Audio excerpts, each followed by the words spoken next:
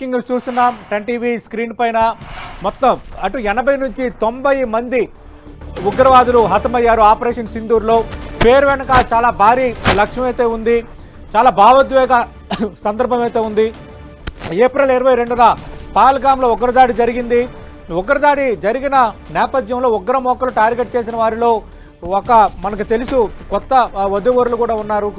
అటు భర్తలను కోల్పోయిన మహిళలు ప్రతీకారానికి చిహ్నంగానే ఆపరేషన్ సింధూర్ అని పేరు పెట్టిన వాతావరణం, యోధులకు పెట్టే వేరే తిలకం అనే అర్థం కూడా ఇందులో ఉంది.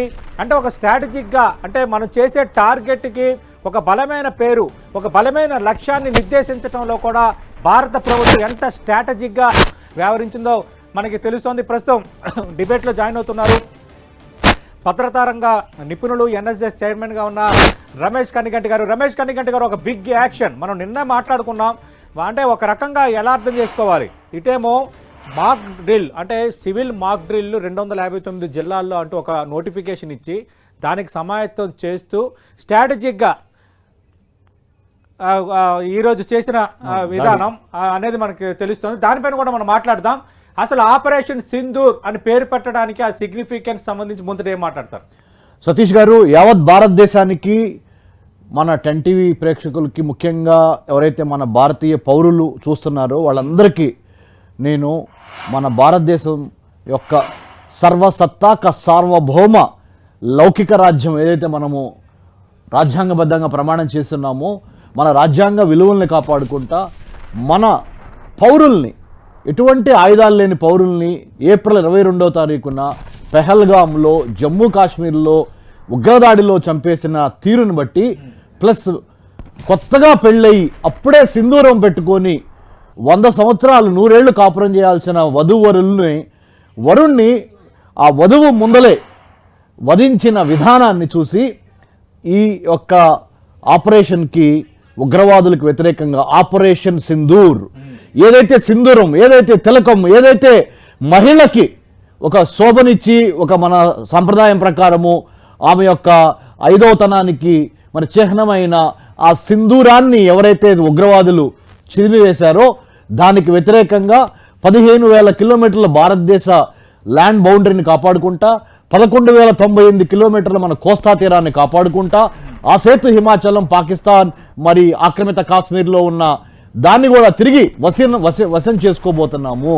అందుకని ఈ 9 దాడులు ఏవైతే ఉన్నాయో, it is a symbolic target to get back our Pak occupied Kashmir back into India, అఖండ భారత్లో కలిపి ఉగ్రవాదాన్ని కుక్కటి వేలతో సహా పెకిలించడమే ఈ ఆపరేషన్ సింధూర్ యొక్క మరి చిహ్నము. కాబట్టి మనము ఈ ఆపరేషన్ సింధూర్ని చాలా మనం పవిత్రంగా భావించాలి. ఇదేదో ఆర్మీ, నేవీ, ఎయిర్ ఫోర్స్ చేసేది కాదు. ప్రతి భారతీయ పౌరురాలు, ప్రతి భారతీయుడు రెండవ స్వతంత్ర సమరోద్యమంగా దీన్ని భావించాలి. 1922లో మా ముత్తాత కన్నగంటి హనుమంత్ గారు బ్రిటిష్ తోటాలకి బలైతే, ఇప్పుడు 2025లో మరి రెండవ స్వతంత్ర సమరోద్యమంగా దీన్ని భావించి పాకిస్తాన్కి బుద్ధి చెప్పే విధంగా మనము ఎటువంటి చర్యలైనా తీసుకోవడానికి రెడీగా ఉన్నాం. Be it a military action, political action, diplomatic action, or technological, using technology to take care of this terrorism, whatever it is. So that is the symbol, sir. That is the symbolic target. Operation Sindoor అనే మాట అందుకు పెట్టారు sir. అంటే ఇంత స్ట్రాటజిక్గా పెట్టడానికి ఎలా అర్థం చేసుకోవాలి? ఎందుకంటే పహల్గామ్ దాడి జరిగింది, 26 మంది మరణించిన తర్వాత ఖచ్చితంగా మీరు అన్నట్టుగా మహిళలకు 5వ తనం, ఒక రకంగా తిలకం. మనం పెళ్లి జరిగేటప్పుడు బొట్టు పెట్టడం అనేది ఒక ప్రతీతి అయితే, ఆ పెళ్లి జరగడానికి ముందు బొట్టు పెట్టి మన అమ్మాయిని చేసుకోవడం అంటే బొట్టుకి, తిలకానికి, అంత మన సంస్కృతిలో ఉంది. అందుకు దాన్ని ఒక క్రైటీరియాగా తీసుకోవటాన్ని, ఆ ఆలోచనని ఎలా చూడాలి? అదేనండి, మీరు చాలా దానికి సందర్భోచితంగా మాట్లాడారు. మన సింధూరాన్ని, మన ఐదోతనాన్ని, మన మహిళల యొక్క ఐదోతనాన్ని 26 మందిని పొట్టన పెట్టుకున్నారు ఉగ్రవాదులు.